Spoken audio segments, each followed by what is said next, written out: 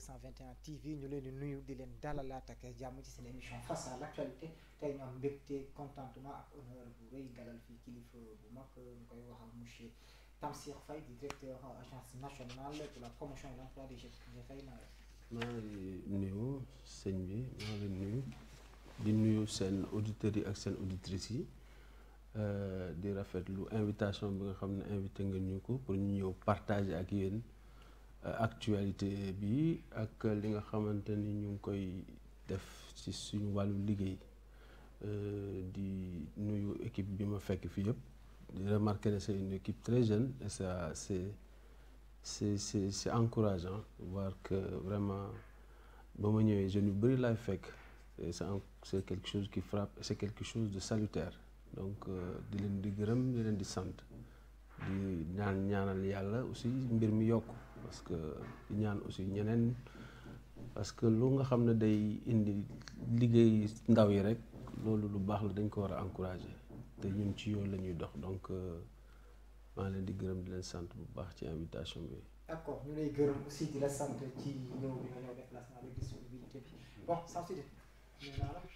Moustapha maa ngi lay fay di amaat mbégte ak contentement saa su ne di jàkkaarloog spectateur A221 yi tey ñu fas yéene jàkkaarloog Tamsir Faye mu directeur ANPEJ ñu fas yéene waxtaan ak moom suba ñu delloo la kàddu bi. d'accord ci waxtaan boobu xam naa moom la ñuy tàmbalee rapidement ñuy rappeler rek ne monsieur Tamsir Faye bi ñu ci recevoir tey mooy directeur général agence nationale pour la promotion et l'emploi des jeunes ñu gën ko xam ci ANPEJ mais aussi nekk responsable politique apéris ci Diouroup région bu Fatick nekk aussi ancien consul du Sénégal à Marseille et au Canada. Justement ci fonction boobu la ñuy commencer monsieur Faye. Déjà vous étiez ancien consul du Sénégal Marseille ak Canada. Marseille nekk France nekk suñu benn nekk ci actualité bi. ci ak suñu ndaw bi fa nekk di jaari saw nekk fa moom ay jafe-jafe xam naa mooy actualité bi ñuy njëkk a commencer. tey jii lan moo en tant que ancien consul. lan moo war a mën a nekk position consul général du Sénégal ci problème bi. waaw maa ngi lay remercier ci question bi di bëgg rek avant may commencer nu mu tudd manifester sama solidarité ci notre sœur Diary Sow ak situation yu métti yi nga xam ne nekk na ci di wax na rek avant may nekk consul nekkoon naa étudiant France donc France laa jànge donc dund fa lu yàgg xam aussi les questions qui sont liées à ça ci affaire jàng Europe c'est pas toujours évident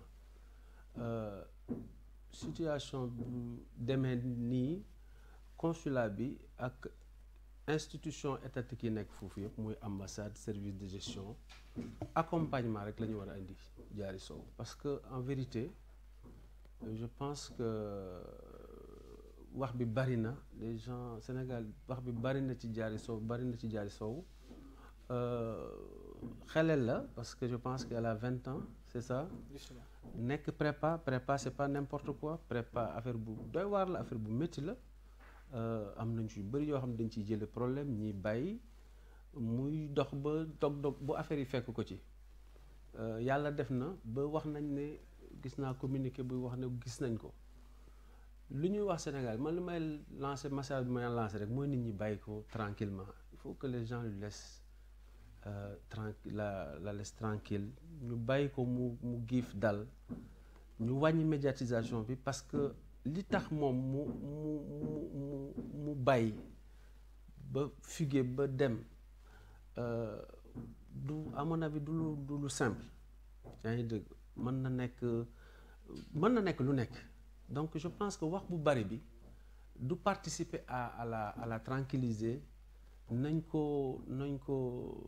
nañu bàyyi wàññi jugement yi ñu bañ a jéem a nekk ci place am parce que kenn xamul lan moo tax mu def loolu mën na nekk problème bu nekk donc man li may ñaan nit ñi rek ñu dal bàyyi comme retrouver nañ ko ñu bàyyi ko mu nekk ak sérénité am kii ak famille waxtaan ak famille ñu xool vraiment état Sénégal aussi accompagner ko comme ni mu ko defee parce que état Sénégal moo ko yóbbu foofu donc état Sénégal continue ko autorité nekk foofu continue ko accompagner di ko suivre jàppale ko pour que mu mun a trouver beneen voie soit mu continuer formation bi soit mu def leneen mais daal état Sénégal taxawu ko loolu daal laa ci bëggoon wax mais surtout lancer un message quand même au calme que nit ñi que les gens cherchent raison garder ñu bàyyi ko bañ a topp di bind tous les jours Diary Sow nit koo xam ne dafa jaaxle ba koo xam ne dafa am ay problème ba bàyyi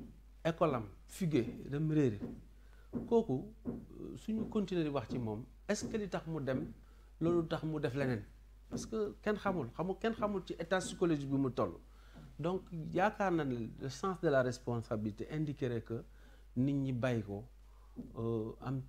ko mu dal bàyyi évacuer débat bi vraiment comme retrouver nañ ko ci jàmm dara dalu ko gaañuwul dara dalu ko nañ ko bàyyi ci dal je pense que su dalee dina am elle pourra se retourner pour def leneen mais je pense que autorité Sénégal rôle bi ñu ca waxoon ne war nañ ko ci jouer nañ ko ci pleinement depuis le début de l'affaire saisir nañ police def enquête yi cette police def seen enquête ba yàlla def tey ba Diary Sow delsi nañu sant yàlla bi nga xam ne delsi na parce que doomu réew mi la suñu rakk la ñi seen jarbaat ñi seen doom donc yàlla def na ba mu delsi nañ ci sant yàlla bu baax parce que nag affaire bi danañ balaa ngay naam ne fa parce que mënoon na réer leneen fi xew ci France faut pas oublier que chaque année il y a plus de 40 000 personnes qui disparaissent yoo nga xam ne ay sénégalais dañ ciy bokk ñeneen ay ñoo xam duñu ay sénégalais tey ñoo xam ñii duñ leen gisati ñii da leen gis ba pare beneen aspect mooy bi elle est majeure elle a 21 ans et dans le dispositif juridique français 21 ans soo ko amee su la neexee nga réer c'est-à-dire même si la police se retrouve sax ils ont pas le droit suñu amul sa consentement wax ne fii nga nekk donc loolu yëpp laxasu si mënoon na réer mais tey feeñ na nañ ko bàyyi mu dal vraiment bàyyi ko ak njabootam ak ay nitam état du Sénégal accompagner leen ñu jàll ci leneen loolu foog naa loolu mooy njëriñu ndaw si parce que njëriñu ndaw si rek la ñu war a xool voilà vraiment loolu daal laa bëggoon wax ci affaire Diary Sow bañ a yokk xar bi kara quoi bañ a yokk wax bi parce que jaru ko les Sénégal on est trop dans l'émotion on parle des gens parlent de tout et de rien génnee fi ay affaires yoo xam ne amuñ ci benn maîtrise et c'est vraiment désolant c'est un cas difficile parce que nag xelel la boo xam ne ci ñi gën a xarañ ci réew mi la bokk ci ndaw réew mi am nekkoon yaakaar réew mi aussi mais en même temps elle est majeure elle a vécu certainement des choses yoo xam ne ñoo ko déstabiliser ou j'en sais rien parce que xawma le fond du dossier mais le constat mooy dem na dellusiwaat na autorités yi gis naa benn communiqué bu ñu def tey consulat du Sénégal may profité di leen di féliciter ci liggéey ci niñ ci taxawoo moom la ñu war a taxawoo Sénégalais bu nekk d'ailleurs mais daal vraiment ñu bàyyi ko quoi ñu bàyyi affaire bi mu sedd man loolu laa ci xalaat daal.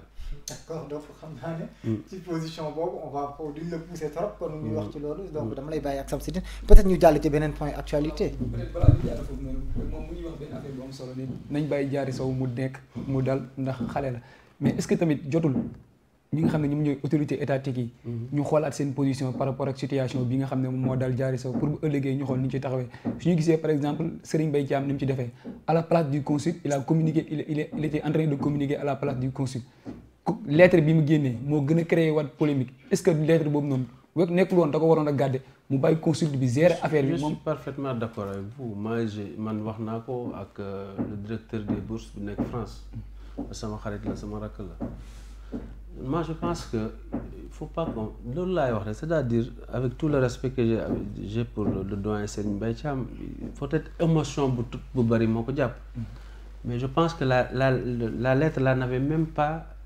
raison d'être lettre bi bind na ko moom la ko bind jarul mu koy génne ba mu ci wax phrase yi mu ci wax yëpp yoo xam ne sax waaye phrase yoo xam ne peut-être ça peut choquer les gens mais la lettre était destinée à Serigne Mbaye Thiam donc je pense que ça nécessitait pas ñu génne ko je pense que waroon nañ xaar ba nii ba autorité consulaire yi nga xamante ne ñoom kese ñoom am autorité pour wax ci sujet boobu parce que ñoom ñoo nekk en contact direct avec ceux qui gèrent le dossier en France c'est-à-dire les services de police ñoom la ñuy rendre compte ñoom la ñuy waxtaan ak ñoom la ñuy defal restitution donc waroon nañu xaar à mon sens que liggéey boobu ñu def ko ba mu pare su paree autorité bind ne Diary Sow gis nañ ko yegsi na mais yeneen yëpp dafa ça participer à nu mu tudd à jaxase affaire bi ba nga xam ne tey sax ñu bëri da ngay gis Sénégal yu bëri ñuy critiquer ndaw si di ko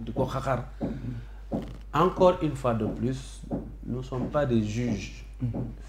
On n'est pas des juges sur cette affaire-là. Parce que l'affaire-là, on ne sait pas pourquoi. Kenn xamul nan la ñëwee dañu dëgg rek na dem na suñu doom la suñu rakk la nañ ko bàyyi mu dal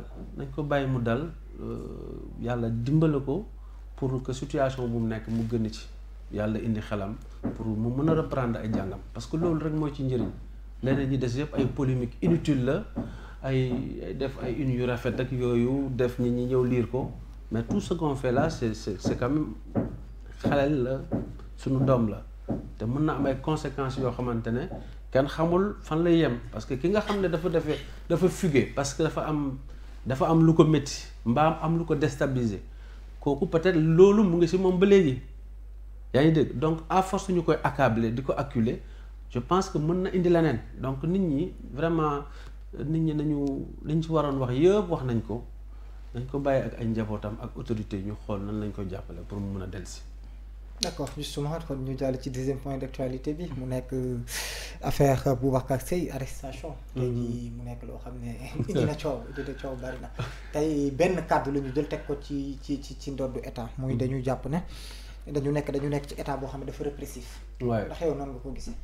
non xam nga loolu yëpp loolu laay wax rek loolu yëpp ay xam nga foog ñu bàyyi ci réew mi di politiser te ñu xam ne déglu naa sax barki démb suñu doyen Mamadou Diop Decroix maa ngi koy déglu jakaarloo muy wax ay woy xaw ma lan ak lan état répressif liberté en danger xaw ma lan les gens oublient que les mêmes magistrats ñoo fi nekkoon ñoo fi mës a nekk le même système judiciaire moo fi nekk les mêmes lois qui sont là la loi c'est la loi je considère que li nga diggante état ak état bu diggante Union européenne ak Sénégal bu nga xam ne c'est un partenaire privilégié partenaire de choix ci des questions aussi sensibles bu nga xam ne y a eu beaucoup de morts on l'a vécu récemment des jeunes yoo xam ne jël gaal gi di dem pour X raisons que un homme de cette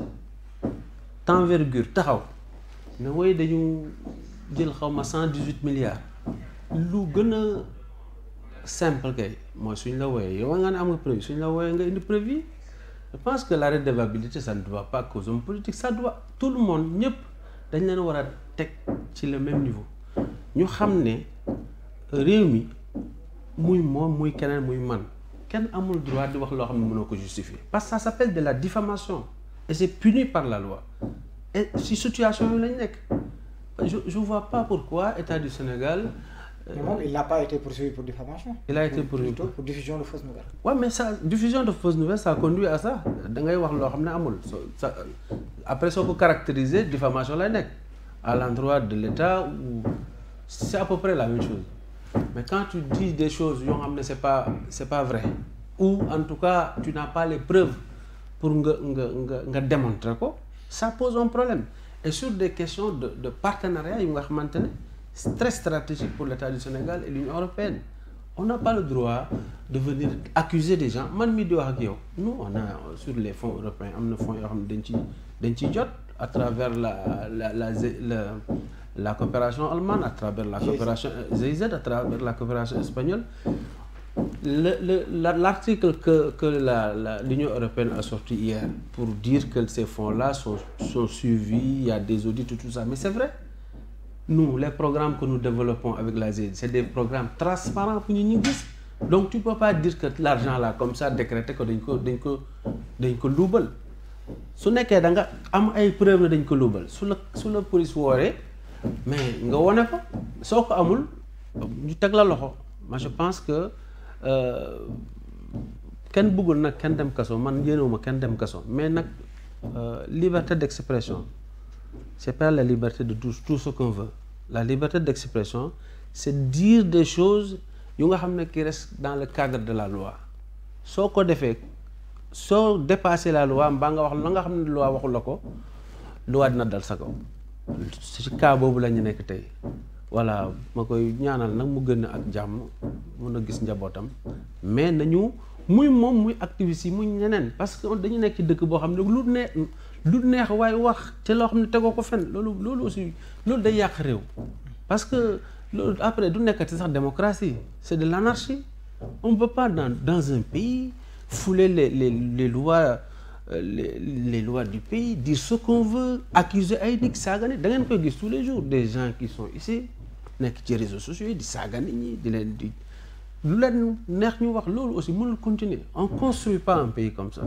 on construit un pays sur la base des lois qui régissent le fonctionnement de ce pays et une des lois en tout cas une des principes fondamentaux c'est la liberté d'expression mais la liberté d'expression dafa am limite c'est pas une liberté totale ou absolue bu nga xam ne lu la neex wax et donc je pense que les gens gagneraient quand même à être quelle que soit l'adversité pareil politique mais les gens gagneraient quand même à être un peu plus responsables parce que liberté aussi comme li ñuy wax science sans conscience xaw ma lan ne que ruine de l'âme mais liberté aussi sans responsabilité sans éthique ça conduit à des conséquences dangereuses tu vois des gens yoo nga xamante ne des familles même yoo xam ne dañ leen di déstabiliser à cause de ça à cause des choses que vous ou une autre personne vient balancer dans la presse alors qu'il y a aucune preuve qui atteste tout ça.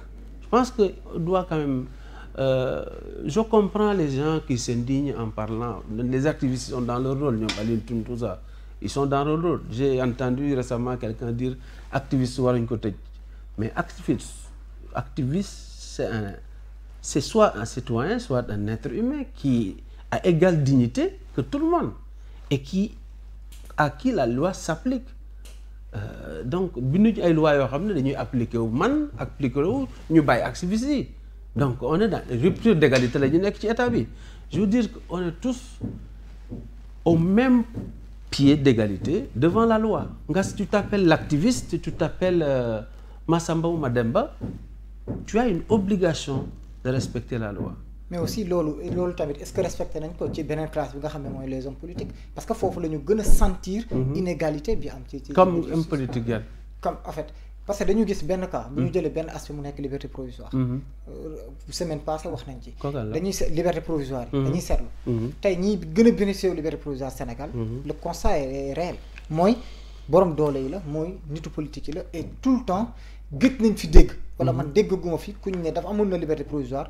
woowaat nañ ko jugé nañ ko yoon teg na ko loxo loolu dafa mel ni kon te vraiment beneen classe bi aussi du ci bénéficier wu waaw xam nga parce que tey jii politicien kuñ ci laal ñëpp génn lii moo tax lee moo tax bu ñu tëjee ki nga xam ne mooy population lambda bi wala citoyen lambda bi kenn du wax comme si moom dafa am parti wala dafa gën a jagle liberté keneen ki wala. non xam nga liberté provisoire moom même soo amee liberté provisoire tu restes dans les liens de la justice donc dañ lay génne liberté. mais kenn du dellu foofu mooy problème tu dois faire waaw suñ ko deful c'est pas normal il faut quand même qu'on se dise des choses suñ ko deful c'est pas normal mais loolu beneen pàcc la je veux dire loolu xam nga ki def liberté provisoire dafa fekk ñu jàppale ba pare man dama yaakaar ne.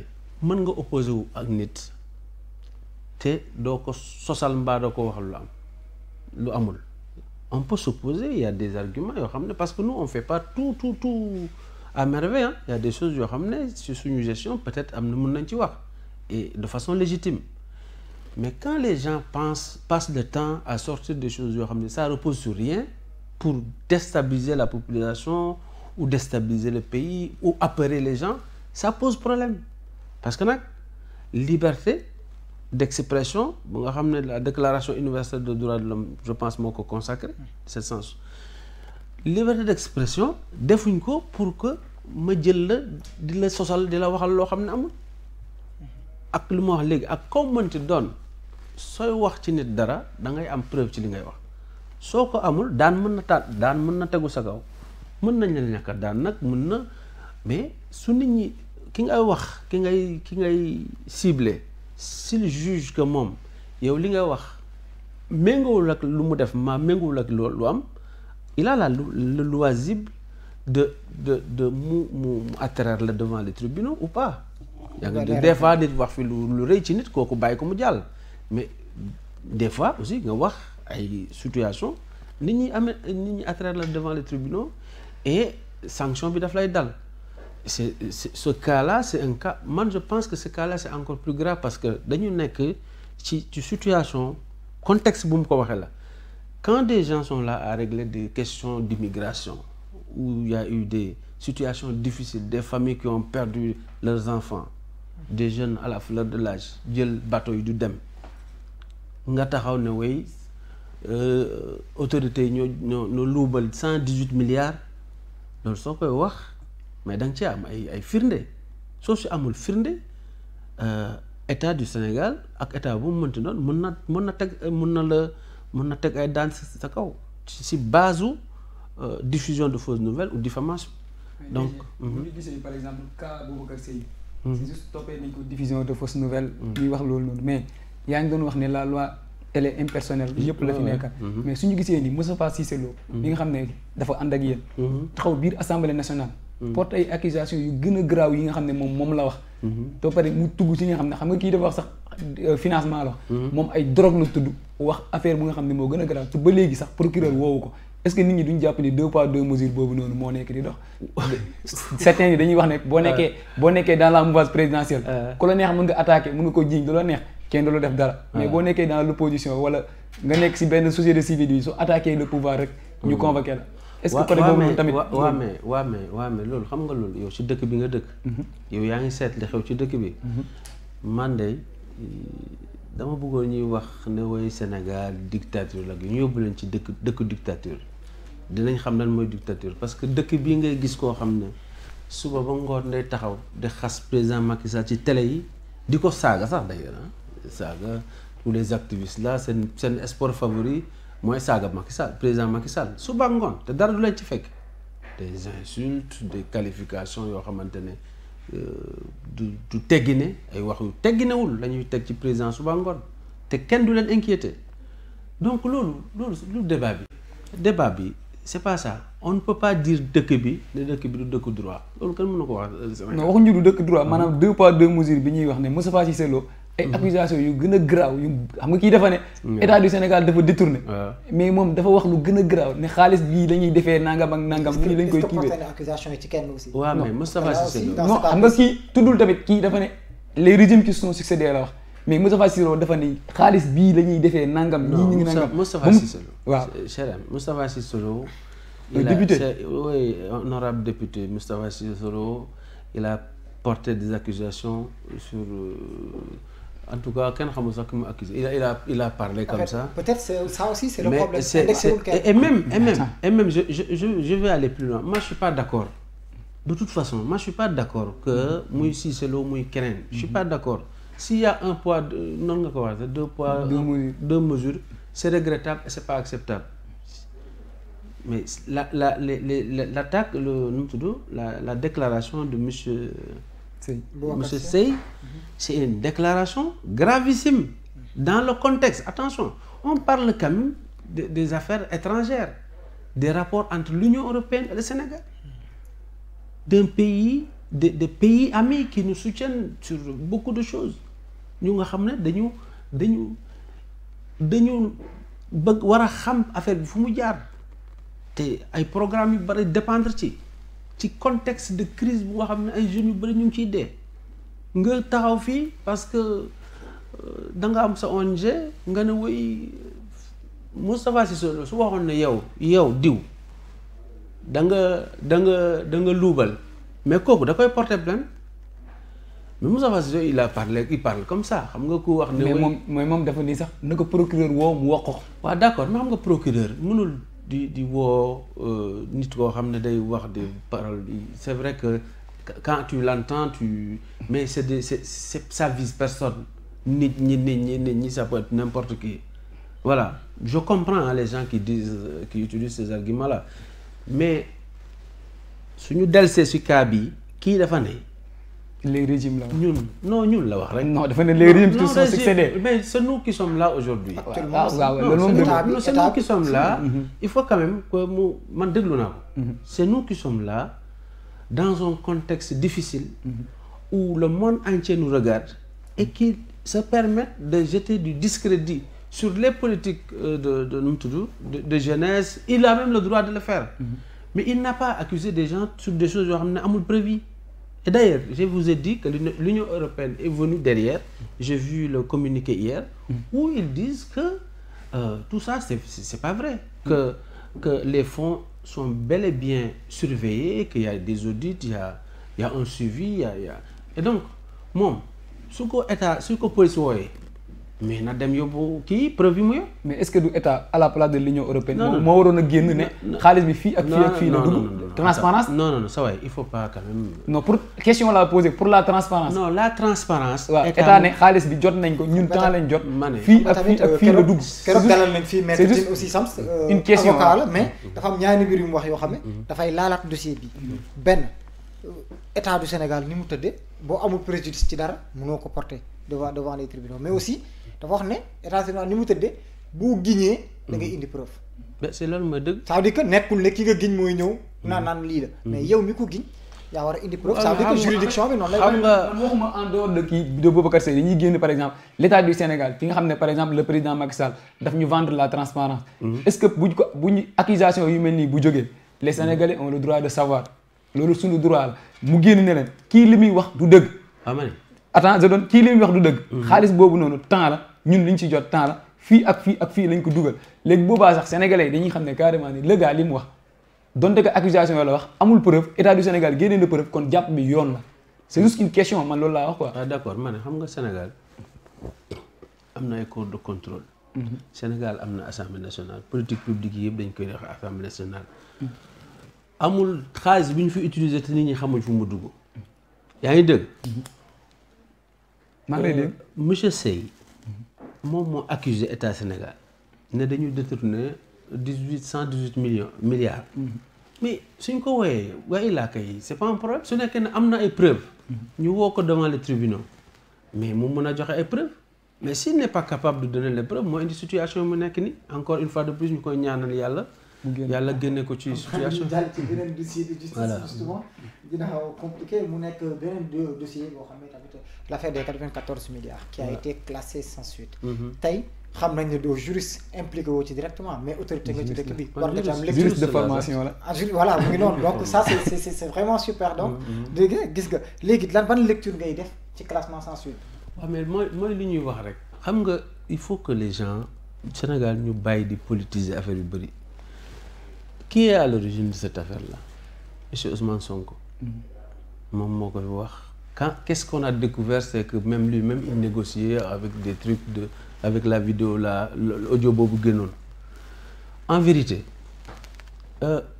moi je fais confiance à la justice de mon pays. Ils ont classé sans suite parce qu'ils n'ont pas d'éléments justifiant une ouverture d'enquête, justifiant un procès ou autre chose. Bi ci topp. Ousmane Sonko ji boppam dafa ne woon yor na nag lan compte bi xam na compte bi ak numéro bi compte bi ak xaalis bi yéen comme yéen xarañ ngeen yéen ay ndaw yi dañuy xarañ est-ce que du ngeen ko dem seeti mu jox leen compte bi ak xaalis bi fu mu nekk. d'accord ñu ngi koy lancer appel di lancer il faut parce que je pense que loolu dinañu régler affaire yu bëri su nekkee moom xam na compte bi fan la ak xaalis bi fan la nekk. mais ngeen dem seeti ko rek su ngeen ko seetee mu jox leen ko mu wax ko mbaa ñu woo conférence de presse bu mag. mais ces avocats ñu nee na ay avocats ñoo bañ mu joxe ko ndax dañ ko koy topp division de document. ay avocats ñoolu la ñuy wax ñoom. non bi ñu demee bay génnee nee nañ seen avocat am ñoo ko woo. ne ko bu ko génnewee dañ lay poursuivre pour tel. waaw ma ne dafa loolu lañ joxe justificatif boobu lañ joxe ñoom. ça c'est une pirouette ça. Ça c'est une pirouette. En tout cas beneen solution aussi feeñ na. bi ñu talee métti li mu wax leer na. parce que li ñu ko dàqee mooy amu ci préjudice direct. waaw te yoon li mu wax kon mënul porter dossier bi. mais bépp koo xam ne société civile nga xam ne mën nga ci am préjudice direct mën nga ko porter. xam naa tamit élément de preuve bu ci am buñ ko mënee jagleel tamit ñi nga xam ne ñooy société civile bi. ñu topp man foog naa loolu moo non en fait en réalité c'est dossier bi xam ngeen ko. kat finalement biñ ko waxee ak nit ci jaar c'est une famille bu ko moomoon di ko jaay voilà. Donc en réalité li ñu ciy wax yu ci bëri amu ci on a voulu faire un dossier pour mettre en mal à l'approche des élections pour déstabiliser un régime c'est comme l'affaire Petro-Tim toutes les soi-disant affaires yi nga xam ne génne nañ ko fii monté Petro-Tim nu ñu mujjee tous les gens là qui disaient oui yor nañu ay preuves tout ça bañ leen wooy ci juge bi ils n'ont rien wax rek wax nañ ma fii j'ai vu ça là-bas aucune preuve. C'est-à-dire il faut qu'on arrête de faire de la politique comme ça dans ce pays. Tu peux en vouloir au président, tu peux ne pas être d'accord avec le camp du président, mais tu ne peux pas systématiquement partir du faux pour en faire une vérité. Et def ko débat, installer ko, et quand on t'appelle devant les tribunaux, ngay wax leneen. Parce que loolu l'on fait am Petro-Tim, l'affaire est classée non, sans suite. Mais tous les gens ñi doon wax fii yor nañ ay preuves. Quand on les a appelés, qu'est-ce qu'ils ont fait? Ils se sont complètement dégonflés. Beneen affaire, les accusateurs, Thierno Alassane Sall, mi nga xam ne ci accusateurs yi la bokkoon. Mais vous l'avez tous vu ici défendre Petro-Tim, défendre tout ça, dire que le président Macky Sall gère très bien cette affaire de pétrole. Ba muy nekk les VAR baa ngi fi. C'est ces mêmes personnes-là qui se retrouvent derrière Abdou Mbaye qui a signé le truc. Bon, on est dans un pays où je pense les hommes politiques gagneraient ñu ci ëpp à prendre des fois de la hauteur, à comprendre que mën nga def opposition sans pour autant nga nekk dans l'instrumentalisation systématique. Il faut qu'on arrive à ce point-là parce que fu ñu nekk nii mooy li nga on est plus dans la politique fii, les gens sont sur autre chose. Nañ la ñuy inventer des choses pour te faire mal, nan la ñuy inventer pour yàq la mbaay non loolu du politique. Moo indi 94 milliards yi quand on a découvert que Sonko lui-même était impliqué dans ces affaires-là en voulant aller négocier pour la famille, on l'a su, et que il a disait urbi orbi je détiens des trucs ba léegi ñu ngi koy xaar kenn gisu ko. mais gars yi nee nañ état moo bañ procès su demee procès ñoom. su demoon procès mu génnee preuve. sa waay non man li ñuy wax ay questions laay posé. gars yi nii ñoom ñëpp woo nañ leen devant le juge. non appel à témoin lañ def. waaw mais déglu bi 94 milliards yi amul appel à témoin ñoom 94 milliards yi. su ñu demoon procès Mamour Diallo parti am wax nañ porté nañ plainte ba léegi gars yi gisul plainte bi. moom wax na dem na ba si tëb procureur dem si juge d'instruction.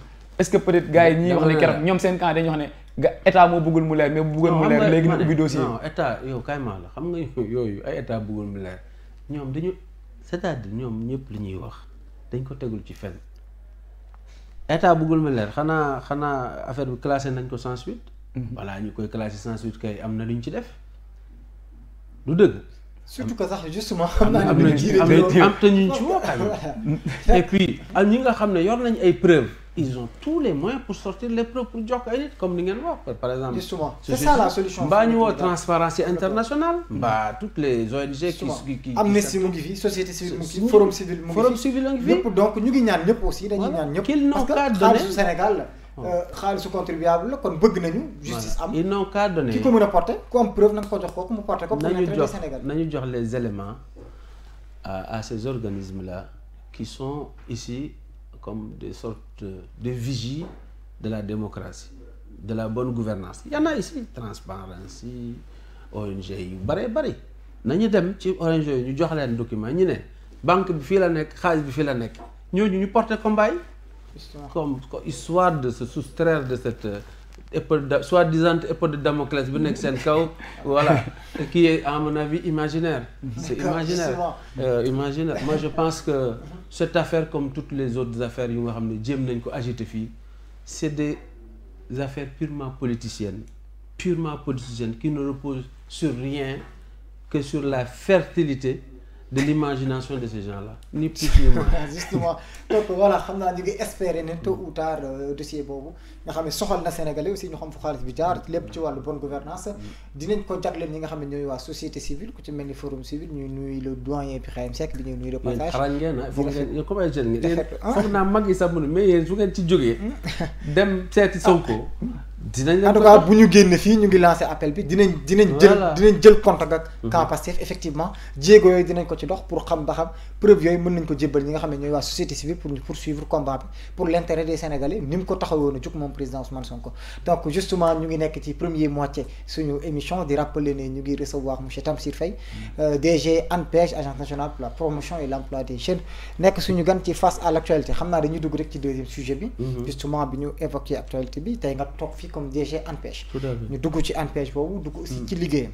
tey promotion et l'emploi des jeunes bu ñu waxee ANPEJ actualité bi ko gën a jege mooy rapprochement bi ñu def diggante ANPEJ ak immigration clandestine. waaw moo tey jii est-ce que jàpp nga ne am ngeen ci benn responsabilité.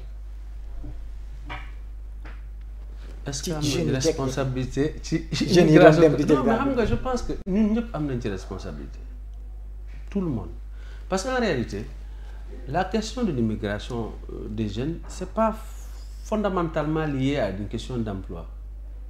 Quand tu regardes les spécialistes qui se sont passés sur le penchés sur la question, def ay études, vous demandez à n'importe qui, ils vous diront que c'est pas systématiquement lié.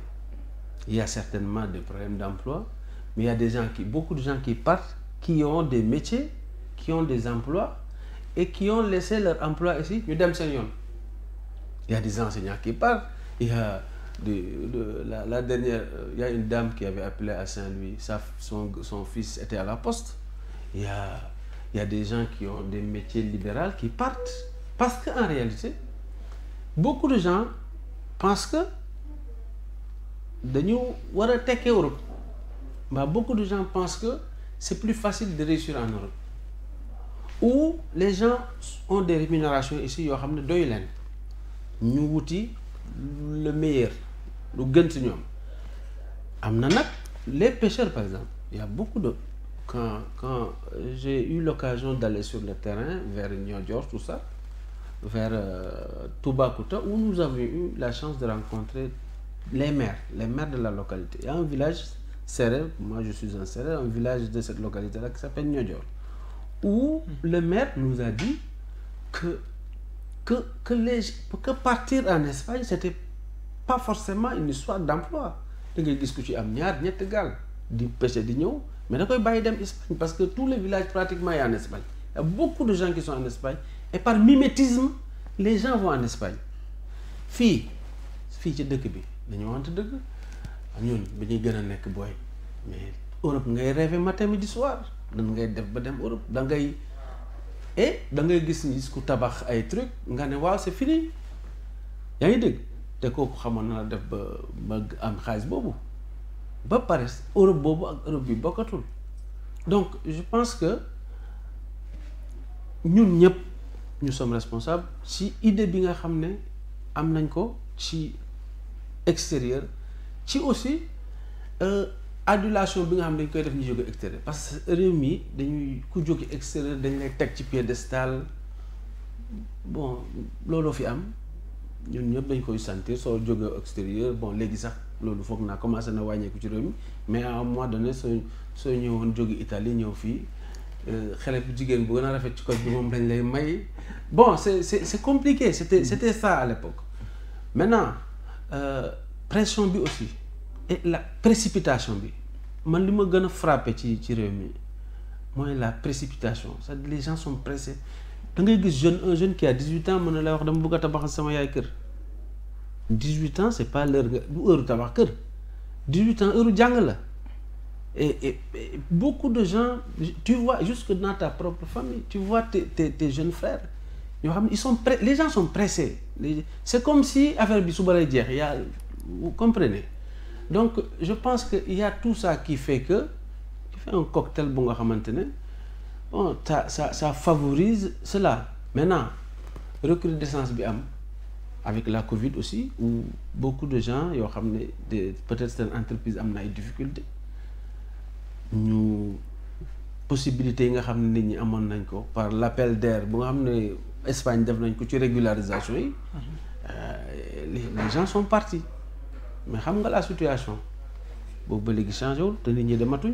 mais est-ce que par exemple nekkul espoir bi leen jaayoon ci réew mi lañ amatul ndax bu ñu xoolee par exemple ñi yaa ngi wax ni am na ñu xam ne am nañ emploi bàyyi ko fi dem mais ban genre emploi dañuy wax ne emploi am na mais un emploi décent ki ka am.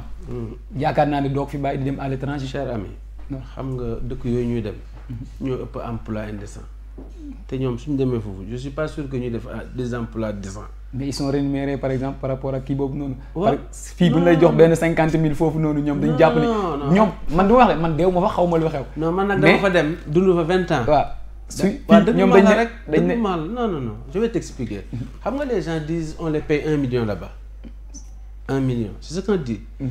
Avec 1500 euros tu as du mal à trouver un logement en France pour nga am foo dëkk 1 million il faut demander aux diplomates qui vont en Europe il faut leur demander fu ñuy dëkki. Ils vont aller habiter ci périphérie fële.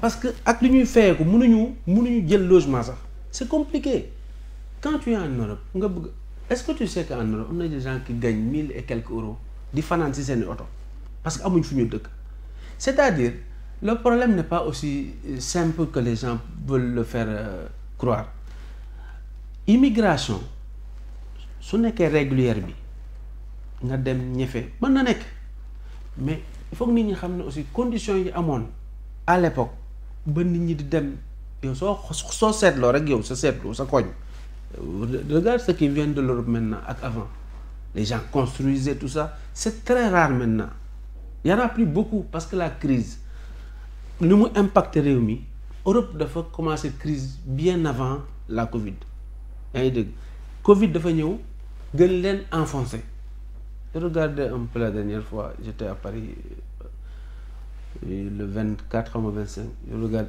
plus de 4 millions d'emplois yu ñu perdre en France te day continuer parce que Covid bi moo fa jaar parce que les gens ne peuvent plus travailler les restaurants sont fermés tous les pubs sont fermés toutes les activités nga xam ne suñu mbokk yi ñi fay dem di jël mbëkk mi fu ñu jëm c'est fermé. mais tamit tey ci est-ce que tey DG mun nañu am des exemples de politique yoo xam ne ANPEJ bi nga xam ne mooy promotion de l'emploi des jeunes teg na ko fi yoo xam ne tey mën nañ ci duut baaraam ne lii waroon na mën a tax jeunes yi toog liggéey Sénégal. waaw xam nga tey état du Sénégal dafa am na dispositif yu bëree bëri yoo nga xamante ne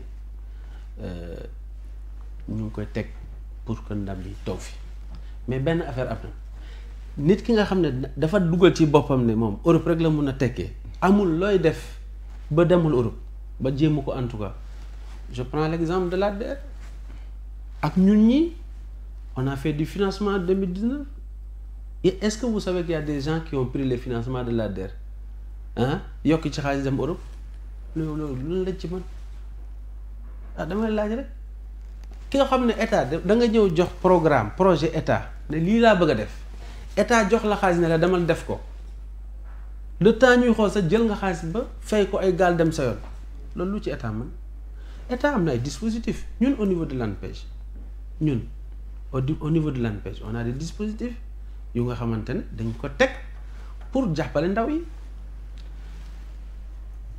soo xoolee programme yoo xam ne dañ koy développer tey dans le cadre de renforcement de l'employabilité des jeunes parce que li ñu war a xam mooy que ne réew mi chaque année pratiquement 240 000 jeunes ñoo ñëw sur le marché de l'emploi soo xoolee secteur privé ak public bi yëpp xam nga public de créer emploi privé mooy créer emploi mais soo xoolee à peu près maximum 40 000 lañ ci jël waaw gis nga gab bii des nag ci ay politique yu nga xam ne état bi dafa ko teg ci lañ ko notamment sur l'auto-emploi renforcement employabilité parce que ci ñoom ñëpp am na ñoo xam ne ñu ci bari jànguñu.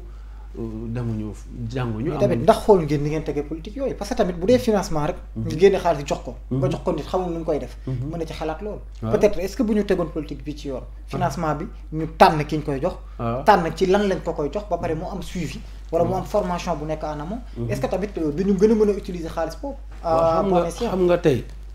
xam nga tey soo xoolee y a quoi y a un mois y a 2 mois quand on faisait la semaine mondiale de l'entrepreneur on a fait un webinaire bu nga xamante ne beaucoup de jeunes yoo xam ne qui ont été financés par l'ANPEJ suivis par l'ANPEJ yoo xam ne dañuy développer activité ba installé wu bay employé ay nit et ces jeunes là qu'est-ce qu'on a fait avec eux c'est-à-dire parce que Covid bi ñëw impacté la ñu jël ay moyens jàppale leen pour relancer seen activité dina taxawaat yaa ngi dégg ñooñu yëpp dañ leen financer structure état yi ñoo leen financer structure état yi li ñuy def ñu ngi koy def waxuma nag c'est une politique parfaite parce que la politique parfaite peut-être amul lu parfait yàlla rek moo ko moom mais dispositif bi mu ngi fi soo waree tey ñun de l'accueil orientation suivi de placement yi ñuy def ci au niveau des structures publiques ou et privées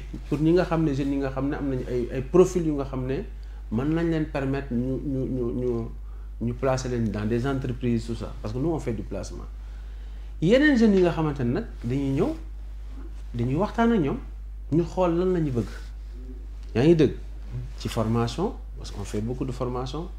L'ANPEJ de 2014 jusqu'à maintenant a fait plus de 17 000 formations de jeunes dans les métiers de l'artisanat, l'agriculture, transformation des produits, le cannelage, tous ces métiers-là, c'est des pourvoyeurs potentiels d'emploi.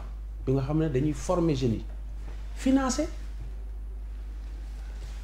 Parce que 2019, on a fait jusqu'à 4 milliards de financement. Nous avons des jeunes réunis à travers le pays.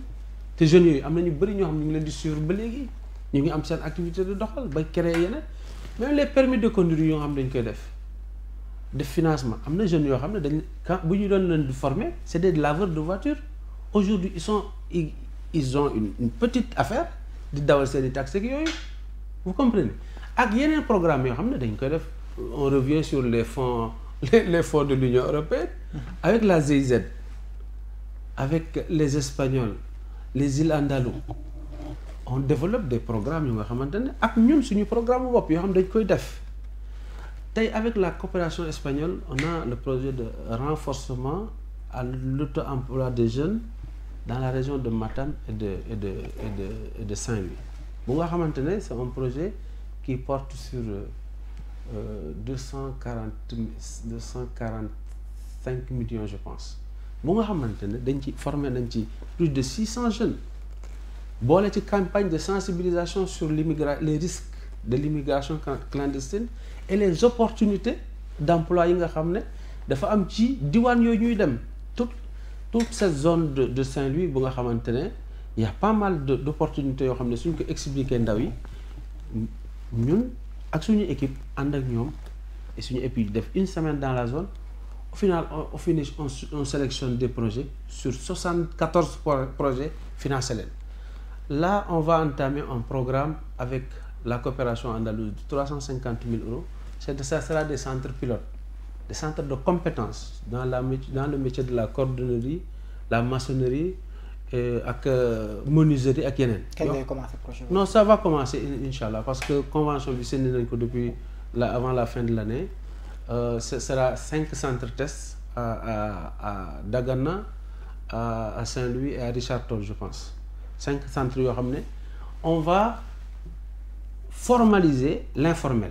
C'est-à-dire ce qu'on va faire c'est que avec nos amis espagnols on va acquérir du matériel de dernière génération, constituer les jeunes qui sont dans ces domaines respectifs là dans des centres de compétences yoo xam ne da leen permettre ñu valoriser li ñuy def et ça crée un tissu économique bu nga xamante ne dans ces différentes zones là ku nekk parce que zone yooyu yëpp bu nekk am na ko xam ne am na spécificité boo xam ne war nañ ko mën a def c'est comme les pôles rek mais nous on fait ça à ce niveau là et au finish c'est pour démultiplier ces programmes là à travers le pays. On a 350 000 euros pour faire les 5 centres de compétences. Nous allons en tout cas avec suñu budget parce que ça c'est les partenaires qui a donné ça. Nous allons avec notre budget essayer de voir lan lañ ci mën a def et travaillons encore avec la raréfaction des ressources de l'État parce que tout le monde sait que avec le contexte de crise même si suñu budget augmenté na mais quand même contexte de crise bi dafa impacter état bi yaa ngi dégg donc il faut aussi impacter àdduna bi d'ailleurs mais il faut aussi ñun lu may wax rek bu ma ñëwee ANPEJ il faut aussi ñun ñu am idée initiative dem wuute xaalis structure agence yu ñu yor wuute xaalis ay partenaires yoo xam dañuy permettre ñu mën a développer suñu programme yi nga xam am nañ ko donc centre de compétences yooyu création bi suñ ko mettre en place ça va générer beaucoup d'emplois yaa ngi dégg on va partir sur un groupe de 50 personnes 5 par centre et ces 50 là auront xam nga quand tu as un atelier mécanique parce que aussi nit ñi xam ne liggéey mooy li président waxoon à la dernière fois rek liggéey du toog ci bureau kese liggéey mooy nga am activité économique boo xam ne génératrice de ressources. loolu mooy liggéey. mais pourquoi mënuñu sentir ba tey parce que liggéey bi buñ ko déggee lu jaaru yoon la. tey ñu ngi koy mais pourquoi mënuñ ko sentir. ci biir population parce que ba léegi. demande bi da nga koy sentir. ba léegi problème emploi bi da nga koy dégg da nga koy sentir nit ñi dañ koy joytu. comment se fait-il réalisation yëpp mënuñ ko sentir sur le terrain. quoi encore Moustapha est-ce que yow xam nga rek dëkk boo xam ne ci àdduna amul problème emploi jeune je ne connais pas. bariwul man su ma gis ku ne ma nit ñi wax dëkk boo xam ne rek amul problème emploi des jeunes xam nga ñun dañuy jël France suñu référence France va avoir le taux de chômage chez les jeunes c'est combien. mais population yi tamit tolloowuñu.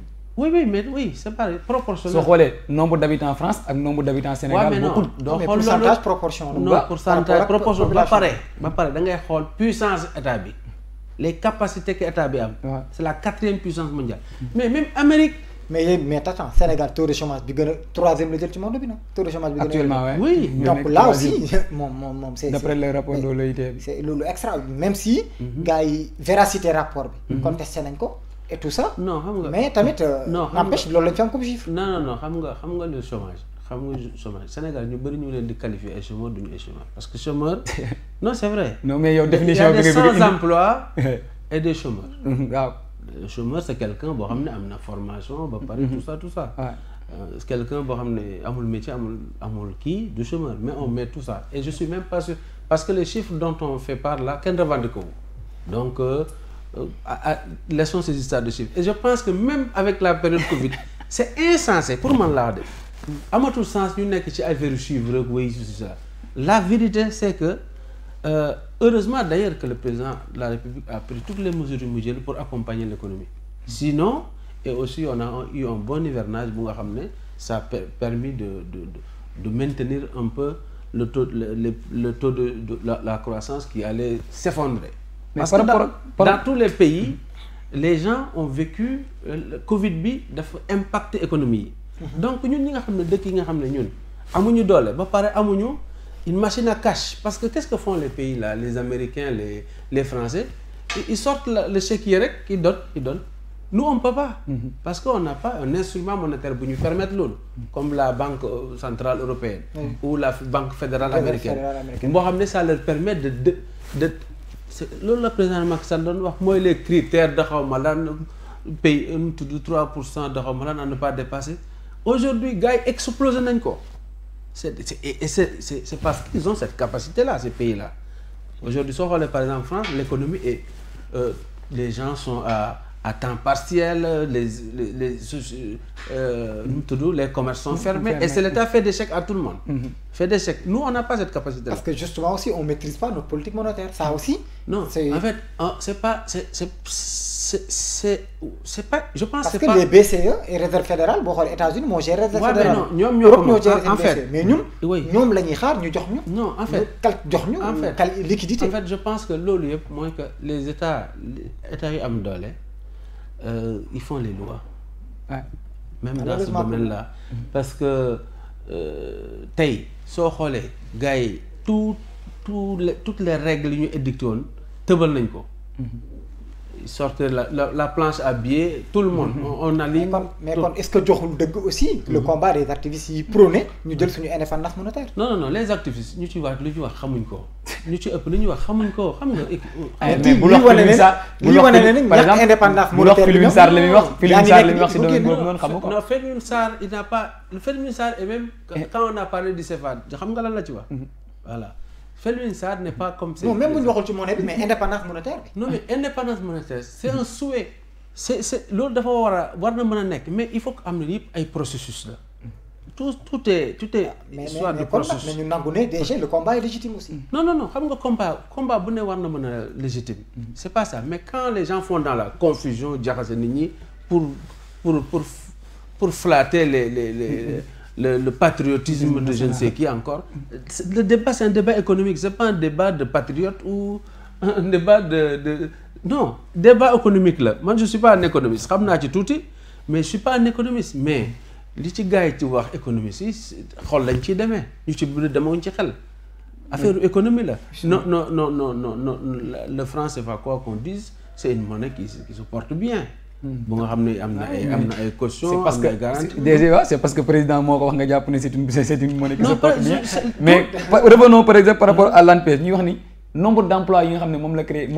waaw dama lay ne ANPEJ yéen aussi vous den na ngeen def. non c'est juste une question quand même bu muy poser par exemple téléspectateurs yi nga xam ne ñooy seetaan les Sénégalais la rek dama lay wax xam nga ANPEJ soo xoolee l'équivalent de l'ANPEJ c'est l'équivalent du pôle emploi. C'est une SPE, service public d'emploi. L'ANPEJ n'est pas une entreprise qui crée des emplois. L'ANPEJ, emploi, c'est le secteur privé qui crée de l'emploi. Non, mais vous financez, d'habitude, il y a une financée. On fait de l'insertion par des programmes. Des programmes, des jeunes qui ont des tagat len, former len, ñu encadrer len, ñu defal len ay CV, ñu defal len ay business plan, après ñu financer len. Yoyu lañuy quantifier, ñi ne def nañ insertion. Mën nañ ko dugal ci mais je préfère insérer que création d'emploi. Parce que création d'emploi renvoie à une entreprise qui crée de l'emploi. Il y a une deux. Donc, ANPEJ, depuis, il y a une période où on avait la convention État-emploi qui nous a beaucoup aidé à insérer des jeunes. On a inséré à peu près plus de 15 000 jeunes. Plus de 15 000 jeunes nous avons inséré avec la convention État-emploi et avec aussi les programmes que nous avons mettre en place. Quand je venais à l'ANPEJ en 2019, octobre 2019, on était dans une structure qui était quasiment à l'arrêt. Vous le savez très bien, je pense. Voilà, c'était quasiment à l'arrêt. L'ANPEJ a démarré en 2014, je pense 2015, 2016, en 2017, après je pense que ça a commencé à battre de l'aile. Et quand je suis arrivé, la plupart des projets étaient à l'arrêt. Plupart, pour ne pas dire tous les projets pratiquement. Les gens étaient toujours sur le volet formation, le service accueil, orientation, suivi, formation. Mais les projets et aussi les partenaires qui ont aidé pour que la machine taxaw ba légui. Mais tous les autres projets par exemple nous avec on a des projets de ferme et quand je suis arrivé il y avait plus qui a tout. Donc là dans une dizaine de jours peut-être 15 on va inaugurer 3 fermes. La ferme de Silane, la ferme de Mbilor et la ferme de Léona. C'est des MIJA, modèles d'intégration pour des jeunes agripreneurs. Maintenant, déjà, est-ce que nous considérer la création du Conseil national pour l'emploi et l'insertion des jeunes comme le fait désavouer le résultat ANPEJ? Parce qu'après ANPEJ, pourquoi création de notre Conseil national pour l'emploi et l'insertion? Non. Si ANPEJ fonctionne bien sûr. Non. La création. J'ai dit dans une interview, il faut que je vais te redire ce que j'ai dit dans l'interview. D'accord. Aucune structure n'est de trop dans ce domaine-là. Je pense que, au Sénégal, c'est compliqué.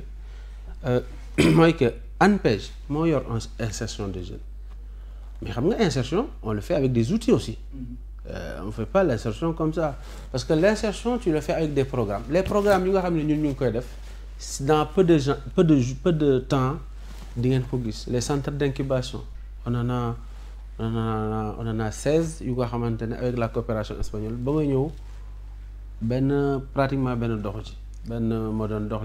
avec là on va inaugurer 2 autres parce que nous on va inaugurer 2 autres. Les boulangeries depuis 2010 la coopération espagnole on va en inaugurer 5 là. C'est 11 boulangeries, 5 7 sous peu.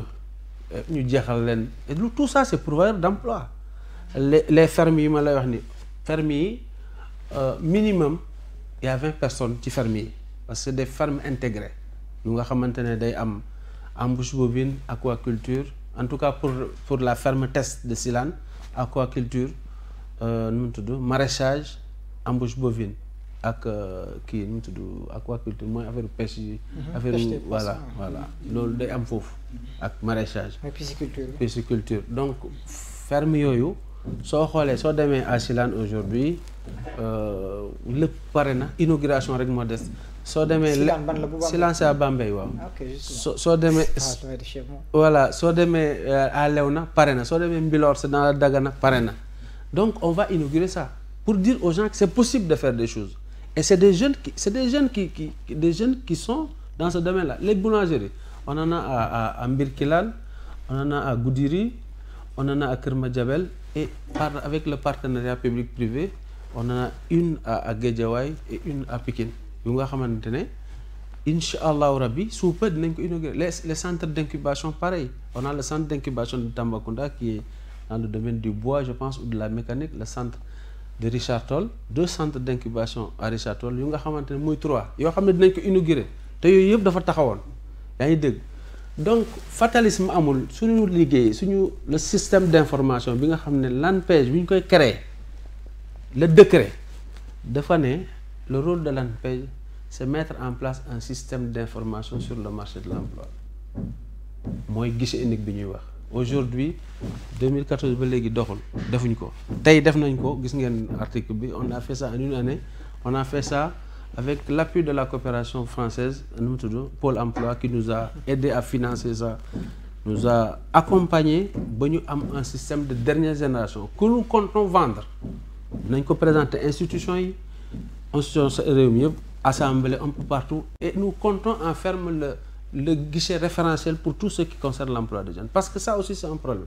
C'est-à-dire il faut que li nga xam ne mooy rôle ANPEJ na ko nit ñi bàyyi ANPEJ yu dëgg li nga xam ne ñeneen ñi dañ koy def ñu def ko. Le président l'a dit ci discours politique keroog nee na il faut la rationalisation se conçoit telle comme telle.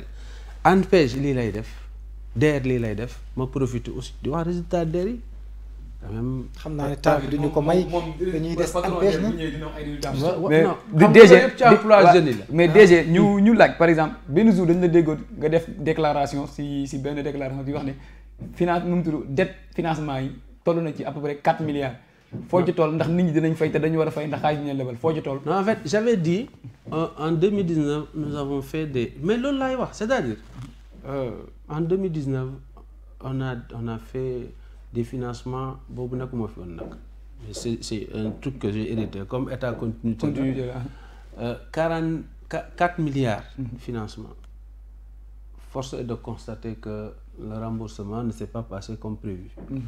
Aujourd'hui est-ce que li ko indi du ay financement politique. politique yi xanaa du parce que bu dee tamit politiciens yi seeni booy la ñuy jox financement yi. dañuy jàpp ne duñ fa. Moustapha je finis. Aujourd'hui j'ai pas la certitude je pense que suñu nekkee ci ay 200 millions peut-être maximum la ñuy recouvrer. ci 4 milliards yi. ci 4 milliards les banques ne jouent pas les jeux. Bref mais on est en train de prendre politiciens yi ci réew mi lañ bokk. Politiciens yi Sénégal lañu c'est des citoyens. Est-ce que war na je ne dis pas que xam nga dañ ma koy poser tout le temps oui est-ce que du ay financement politique dama leen ne yow soo deful politique sa mbokk mu ngi def politique ba sa xarit mu ngi def politique loolu c'est pas le débat c'est pas ndax ay politiciens ou pas le débat c'est ñi ko jël ndax ñu ngi fay ndax duñu fay. problème bi bu ñu waxee politique bi nekkul li ñu leen ko jox. c'est des protégés voilà mais le problème mooy souvent. boo nekkee parti au pouvoir. parti au pouvoir jox la xaalis. da nga naan pour des raisons politiques duñu yóbbu tribunal duñu yóbbu fenn. waa léegi xam nga DER lan la fi wax prison xaw ma lan. préfet privé xam nga paradigme yi dañuy changer. parce que ñun ñii di wax ak yow ñun nekkuñ ci yooyu. te président Macky Sall waxul kenn nga jël xaalis jox ko ay politique ñu lekk ko dem. non kenn mosu ko wax kenn ça je le dis ici képp koo xam ne jël nga xaalis yi da nga ko war a fay parce que aussi ci la ndawu réew mi. xaalisu réew mi la. souvent c'est de l'argent qu'on nous prête ñu war ko fay. alors quand soo amee de la chance que tu sois politicien ou pas je n'ai même pas la certitude que ñu ko jël ay politiciens lañu. pour man ay sénégalais lañu. mais quand tu es sénégalais am la chance ñu jox la des montants boo xam ne dañ koy jël ci xaalisu askan wi jox la ko da nga war a góorgóorlu pour fay ko.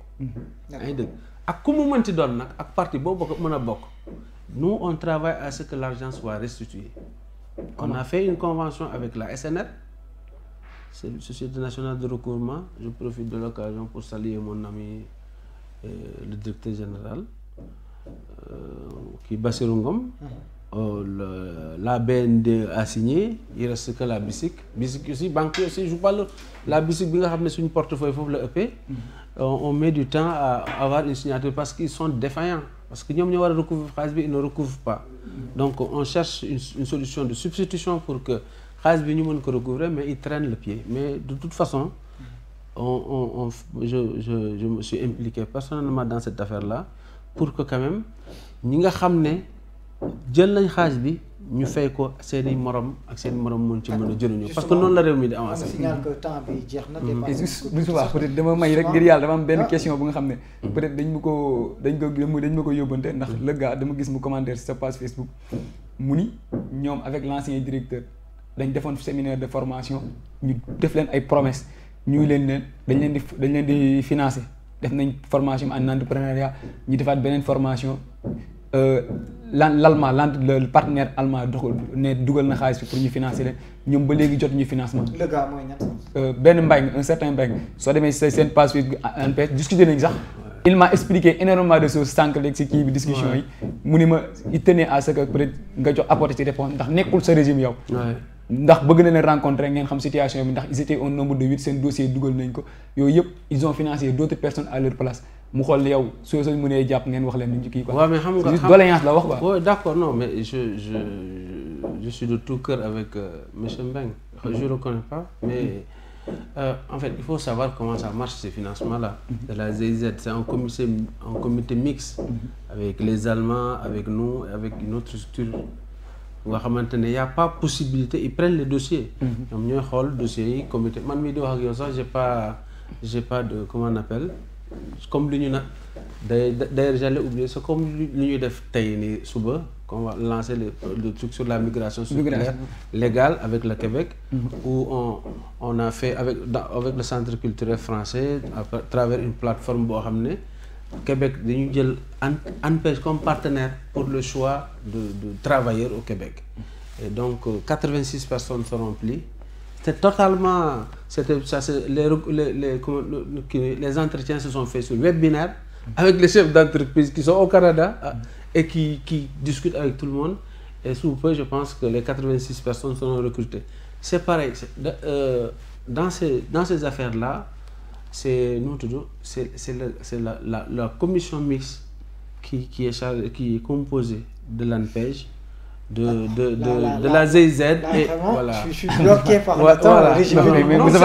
Mais on verra ce qu'on peut faire. Justement, on va faire question s'il vous plaît. Question politique. Bon, question politique bi gis naa ko mais duñ ci mën a yegg parce que y a une question aussi essentielle boo xam ne mënuñ ko bàyyi mu dem certainement mooy nekk une dernière question crise Covid-19 la ñu ngi nekk ci plan de relance lan mooy plan de relance su ANPEJ pour l'emploi des jeunes en résumé. Non, plan de relance ANPEJ pour emploi des jeunes. Déjà, ça commence par le système d'information, qui est une révolution.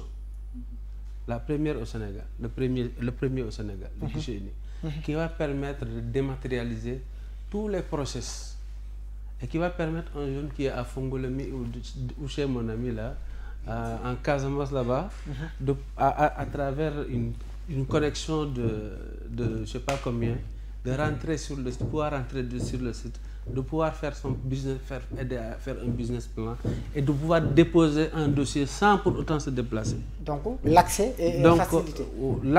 C'est un système de dernière génération. Histoire. Voilà, une première au Sénégal qui permettra de faire des avancées à très grands pas.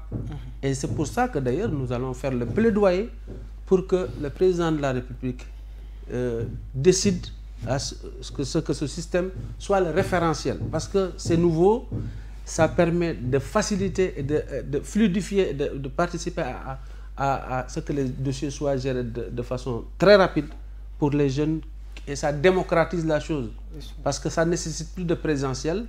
Les gens n'ont plus besoin de venir de Ziguinchor pour aller dans l'antenne de Ziguinchor.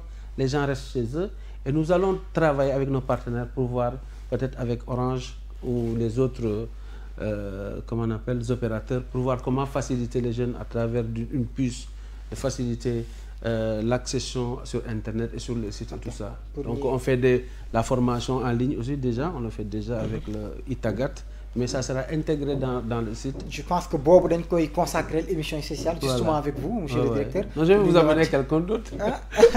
D'accord, il n'y a pas de souci.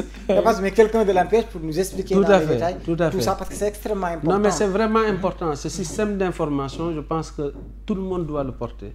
Parce que c'est une innovation, c'est une nouveauté, c'est une révolution qui va inscrire le Sénégal dans une autre dimension dans ce domaine-là. Justement, d'accord. Voilà. À côté aussi, on a des programmes que nous développons, les centres d'incubation, les modèles de MIJA, les programmes avec les partenaires, avec la GIZ, le PMD, Programme Migration et Développement, sur lesquels nous finançons. Je pense que c'est le projet dont le Michel Mbeng parlait, où l'année dernière nous avons financé à autour de 145 millions, mais avec une nouveauté.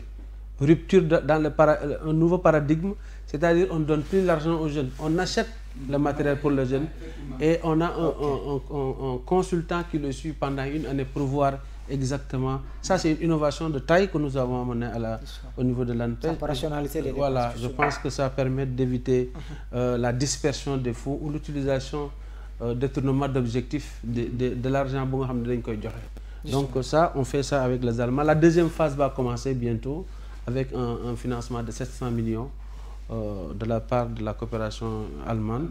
Voilà. On fait beaucoup de choses à l'ANPEJ, beaucoup de choses, et dans sous peu, nous allons mettre tout ça en lumière pour que les Sénégalais comprennent que c'est vrai, il y a eu des problèmes à un moment donné, mais ces problèmes-là sont en train d'être dépassés et que par la grâce des jeunes, nous avons quand même, avec de maigres moyens, fait des choses qui sont, en tout cas, qui seront pour la jeunesse, en tout cas des instruments sur lesquels ils pourront travailler et vivre dignement et rester dans le pays. D'accord. J'espère juste que vraiment là aussi, bon, pour vraiment, on vous demande d'augmenter la communication en ce sens, vraiment pour faciliter l'accès à l'information de tous ces programmes. Une question, Samsidina. Peut-être temps bi ñu ko permettre dafa wax ni ñoom déposé nañ sa facture pro forma bi comme ni ko wax financement bi du dañ leen di jox xaalis dañuy dem xool matériel yi ñu soxla. Tout à fait. Les questions politiques juste comme temps yi permettre ñu ko ñu xool sa localité bi nga dëkk Diouroup bi ñuy wax ne situation boobu nga xam ne avec le maire gars yi ñu ngi déplorer gestion bi ak ndax candidat nga pour élection yi di ñëw local. waaw xam nga comme Moussa Fall nanguwul ñu discuter si kii bi sax nee na temps bi quoi. non xam nga avant ñu commencer dama ne man je suis un serviteur du président de la République.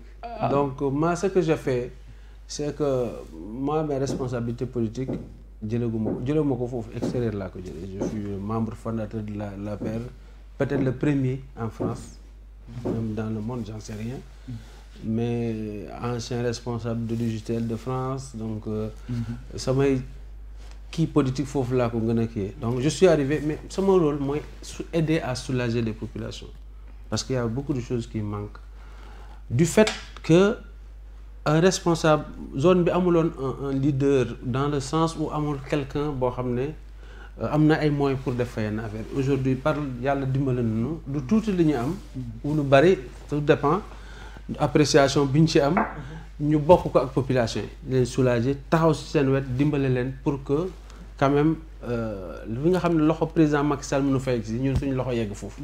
Donc loolu lañ fa nekkee di ko def, on va continuer à le faire. Et si nous sommes la solution, le président nous dira d'y aller. Mais on est à l'écoute. On a des ambitions, mais comme nous sommes dans un parti organisé, attendons de voir avec le président de la République. Mais on travaille vraiment à consolider les bases discipline et élargir les bases du parti dans la zone. Voilà. Et nous avons des résultats. Voilà. ñu bàyyi la nga tàggoo déchet. waaw Moustapha waaw kontaan la non kontaan la émission bi dafa gaaw.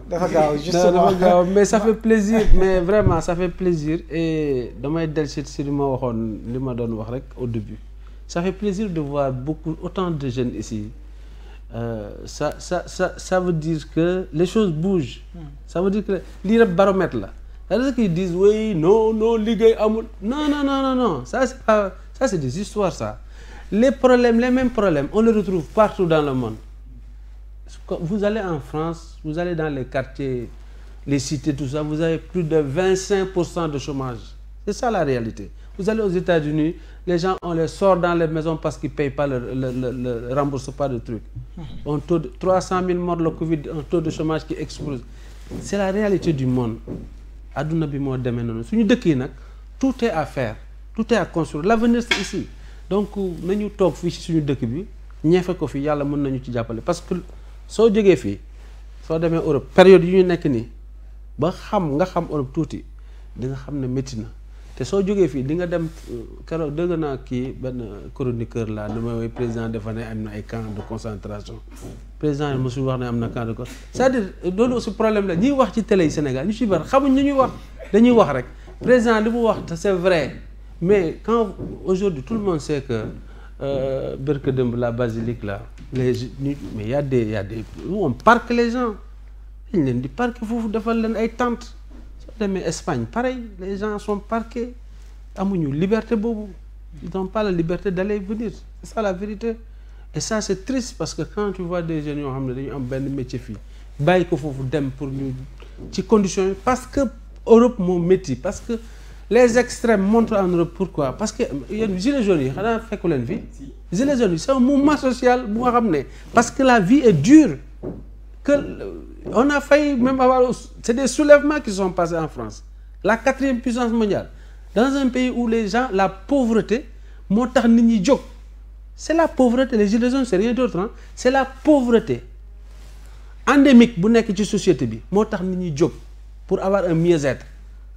Pourquoi les extrêmes montent en Europe? Parce que les gens ils développent des messages du genre oui étrangers la ñuy toppatoo et il y a la pauvreté qui est le soubassement de tout ça donc ñun suñu amee suñu dëkk bi nga xam ne war nañ fi mën a toog defar ko parce que chinois yi duñ ko defar anglais duñ ko defar ñun ñoo koy defar te ñun ñi nga xam ne tey léegi ay ndaw lañu ñi jóge Europe jànge Europe yàgg fa ñu ne ñëw ci dëkk bi réew mi amul opposant amul activiste kenn gënuñu ko bëgg ñun ñëpp soo xoolee suñu parcours amul kenn ci activiste yi ko am parcours boobu ci militant ci xeex sama génération ñun ñoo fi xeex parti socialiste nekkoon PDS boobu affaire bi commencé ñu génn fa xeex la ñu jóge fi yaa ngi dégg participer ci combat yu bëri ci réew mi donc on n'a pas des gens yoo xam ne Berke Demb lañ commencé bëgg a yëg ci kaw dëkk bi kenn xamul non réew mi ñun ñëpp a ko bokk kenn gënuñu ko bëgg personne ñun dañu bëgg réew mi mu jaral ñu duñu sàcc duñu lubal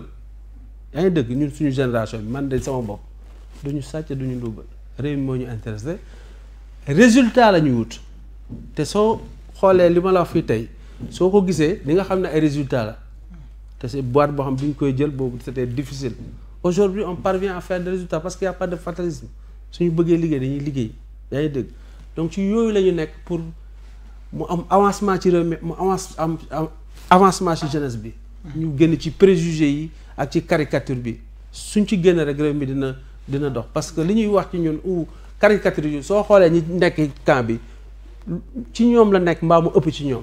justement waa ci posture la ñuy nekk. d'accord directeur gis nañ ne message bi c'est poignant aussi yu xol lañ ko waxee. voilà loolu la mooy Sénégal justement Sam Sidif ñu bàyyi la nga tàggoo rapidement itam. waaw mi wax ni kontaan nañ ci. Joola la Joola la DG depuis sànq mu may sànni xeeb quoi dañu nekk séeréer moo tax quoi. doo ko yóbbaale loolu la rek moo tax ne kontaan nañ ci dalal bi ñu la dalal tey ci li ñu doon xaar. nga ñëw wax ak sénégalais yi nga xam ne peut-être ñoom ñoo doon xaar ñi nga xam ne dañu am espoir ci agence bi nga xam ne moom ngay jiite. tout à fait nga xam ne yaakaar biñ ci am te jeunes yi tamit moom la ñuy wax jeunes yi bëri dañoo porter espoir ci agence boobu noonu pour mën ci am xëy. yaakaar ci insertion peut-être d'ici ay années yu bëri ñu gëm ni peut-être tànk fi nga teg sa tànk boo ko tegguwul peut-être dañuy am ay résultats. loolu ñuy wax ni téléspectateur à 221 yi ñu leen di jox daje ba suba incha allah. d'accord ñu leen di jaajëfal yéen tamit ñi nga xam ne yéen ñu doon seetaan ci devant seeni écran ak seeni téléphone ñu leen rappeler ne ki nga xam ne mooy monsieur Tamsir Faye DG de l'agence nationale pour la promotion des jeunes ANPEJ lañ fi dalloon ñu sekkoon ak moom waxtaan bu am solo dégg nañ fu résultat yi lépp loo xam ne annoncé na ko fi muy résultat dinañ def suñu kéemtalaay kattan ba def suivi information bi incha allah ba ngeen amaat ko ci fii ci AT 221 TV donc ñu leen di jaajëfal di leen jox rendez-vous aussi ci beneen numéro face à l'actualité.